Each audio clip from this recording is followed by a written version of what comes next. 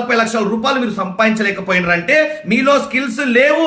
మీలో నిజంగా స్కిల్స్ ఉండి ఉంటే ఇప్పటికి రెంట్ హౌస్ లో కిరాయికి ఎందుకు ఉంటున్నారు? మీలో నిజంగా స్కిల్స్ ఉండి ఉంటే 2 చక్రాల బండి పైన ఎందుకు తిరుగుతున్నారు? మీకు నిజంగా స్కిల్స్ ఉండి ఉంటే ఇప్పటికి ఈఎంఐ లైఫ్, ఇన్స్టాల్మెంట్ లైఫ్ ఎందుకు బతుకుతున్నారు? మీకు నిజంగా స్కిల్స్ ఉండి ఉంటే ఇప్పటికి అప్పుల జీవితంలో ఎందుకు కొట్టుకుపోతున్నారు? సో మిత్రమా, మీ లోపల స్కిల్స్ లేవు, ఆ స్కిల్స్ లేవు అని ఒప్పుకోవడానికి మీకు అహంకారం అడ్డం వస్తుంది. ఆ అహంకారమే మీ జీవితాన్ని నాశనం చేస్తుంది. ఈ డబ్బులు సంపాదించే స్కిల్స్ ఎలా ఉంటాయో స్కూళ్ళల్లో, కాలేజీల్లో మన టీచర్స్, లెక్చరర్స్ మనకు నేర్పించలేదు. మన ఫ్రెండ్స్, మన బంధువులు, మన పేరెంట్స్ కూడా మనకు నేర్పించలేదు. అందుకే డబ్బులు సంపాదించడం చేతగాక 20, 30, 40, 50 వేలకి మన టైంని మన బాస్ కి అమ్ముకొని మన జీవితాన్ని నాశనం చేసుకుంటున్నాం. చాలా మంది అడుగుతా ఉంటారు అసలు ఈ స్కిల్స్ ఎందుకు నేర్చుకోవాలని చెప్పేసి. మిత్రమా, ఫ్యూచర్ లో జాబ్స్ ఉండవు, గుర్తుపెట్టుకో. స్కిల్స్ ఉన్నోడే బతుకుతాడు. ఎందుకు సార్ జాబ్స్ ఉండవంటే ఇండస్ట్రియల్ రెవల్యూషన్ వచ్చింది, మిషన్స్ వచ్చినాయి, జాబ్స్ అన్ని తీసేసిండ్రు. తర్వాత టెక్నికల్ రెవల్యూషన్ వచ్చింది, కంప్యూటర్స్ వచ్చినాయి, జాబ్స్ అన్ని తీసేసిండ్రు. తర్వాత ఇప్పుడు ఆర్టిఫిషియల్ ఇంటెలిజెన్స్ వచ్చింది,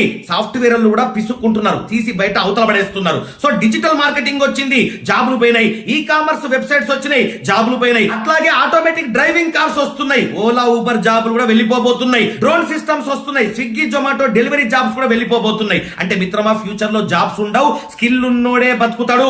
ఆ స్కిల్స్ నేర్పించే కోచ్ భారతదేశంలో ఒక్కడే ఉన్నాడు, కోచ్ చెన్నా గోపి. నాతో పాటు